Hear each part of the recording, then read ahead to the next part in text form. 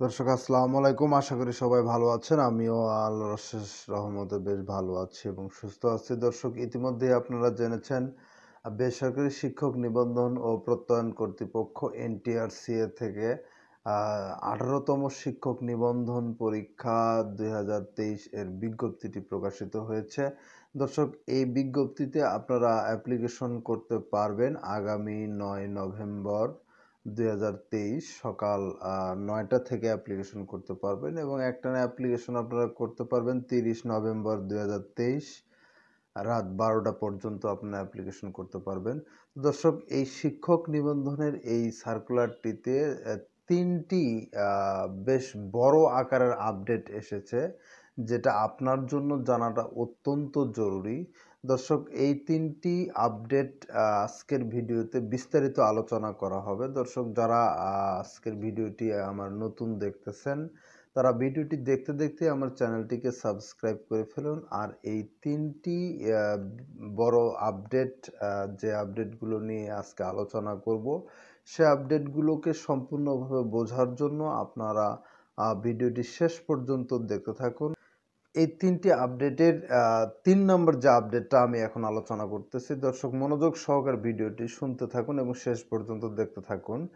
সেই 3 নম্বর আপডেটটা হচ্ছে পরীক্ষার তারিখ, সময় এবং স্থান, যেটা আগের সার্কুলারগুলোতে সরাসরি উল্লেখ থাকতো যে আগামী এত তারিখ থেকে আপনাদের প্রিলিমিনারি টেস্ট হবে এবং সকাল 10টা থেকে বা সকাল 9টা থেকে এরকম একটা সময় এবং তারিখ উল্লেখ থাকতো, যেটা এই 18তম এই শিক্ষক নিবন্ধনের এই সার্কুলারটিতে সেটা কিন্তু উল্লেখ নেই।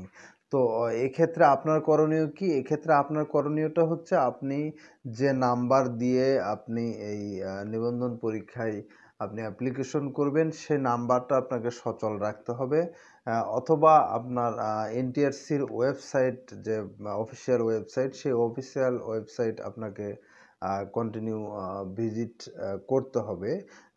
15 থেকে পরীক্ষার কি বলে 15 থেকে 20 দিন অথবা 30 দিন আগে আপনারা এই বিষয়টা জানতে পারবেন যে আপনার সামনে এই তারিখে আপনার পরীক্ষাটা রয়েছে। তারপর 2 নম্বর যে আপডেট আপনারা খেয়াল করবেন, এই 2 নম্বর আপডেটটা হচ্ছে একটি পদ পরিবর্তন, যেটা আগে ছিল জুনিয়র টিচার পদ, এখন সেই কিন্তু জুনিয়র টিচারের এই পদটি এখন আর নেই, কিন্তু এই পদটিকে অন্য একটি নামে দেওয়া হয়েছে। আপনারা ভিডিওতে দেখছেন যে 45 নম্বর যে পদটা এটা দেওয়া আছে ইবতেদায়ী শিক্ষক, বিষয় হচ্ছে ভাষা, বাংলা এবং ইংরেজি। যে পদটা আগে এক সময়ে জুনিয়র টিচার পদ নামে সার্কুলারে আসতো, সেই পদটি এখন সংশোধন হয়ে আপডেট হয়ে ইবতেদায়ী শিক্ষক হিসেবে এসেছে। তো এখানে শিক্ষাগত যোগ্যতা এবং সেক্টরগুলো কোন সেক্টরে নিয়োগ করা হবে সেগুলো কিন্তু ঠিকই আছে, জাস্ট পদের নামটি পরিবর্তন হয়ে গেছে। দর্শক এরপরে আমরা দেখব সবথেকে গুরুত্বপূর্ণ এবং যে আপডেটটা আপনার জানা একান্ত জরুরি, সে আপডেটটি হচ্ছে আপনার যেখানে পরীক্ষায় 100 নম্বরের MCQ থাকবে, সেখানে প্রত্যেকটি ভুল আনসারের জন্য আগের যে বিজ্ঞপ্তিগুলো ছিল সেই বিজ্ঞপ্তিতে 0.5 নম্বর কর্তন করা হতো, কিন্তু এই 18তম শিক্ষক নিবন্ধনের এই বিজ্ঞপ্তিতে সেটা প্রতি ভুল উত্তরের জন্য 0.25 নম্বর কাটা হবে। অর্থাৎ আগে একটি প্রশ্ন ভুল হয়ে গেলে সেখানে আপনাদের অতিরিক্ত 0.5 নাম্বার কেটে নেওয়া হতো। সেই আপডেটটা এখন সেটাকে পরিবর্তন করে এখন করা হয়েছে 0.25, অর্থাৎ প্রতি 4টা ভুল গেলে আরও আপনাদের অতিরিক্ত 1 নাম্বার কর্তন করা হবে। তো এটা আপনার জন্য একটি সুবর্ণ সুযোগ।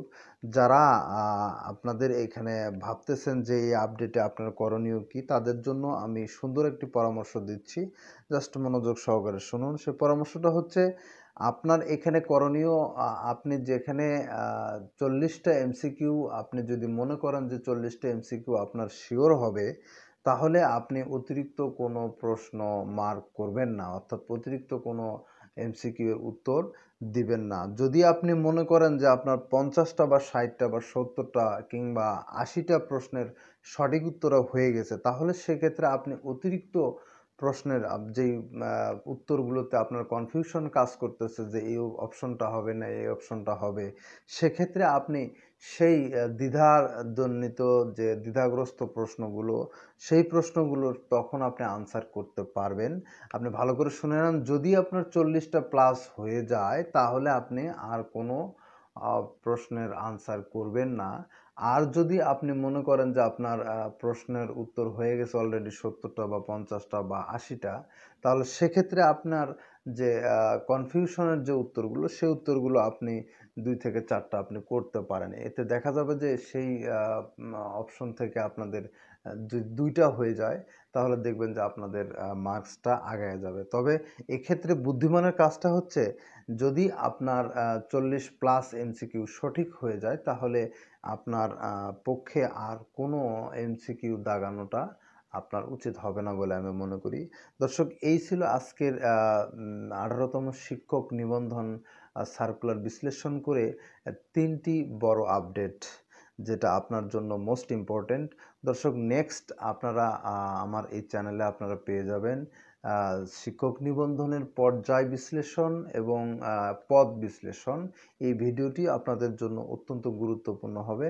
তার আগে দর্শক, যারা এখনও আমার চ্যানেলটিকে সাবস্ক্রাইব করেননি, তারা চ্যানেলটিকে সাবস্ক্রাইব করে বেল নোটিফিকেশনটা অন করে রাখুন। কেননা আমি যে কোনো আপডেট, যে কোনো ভিডিও আমার চ্যানেলে আপলোড করার সাথে সাথে আপনারা নোটিফিকেশন পেয়ে যাবেন। সেক্ষেত্রে আপনি সেই ভিডিওগুলো দেখে নিতে পারবেন। দর্শক, ভালো থাকবেন সবাই। Best of luck.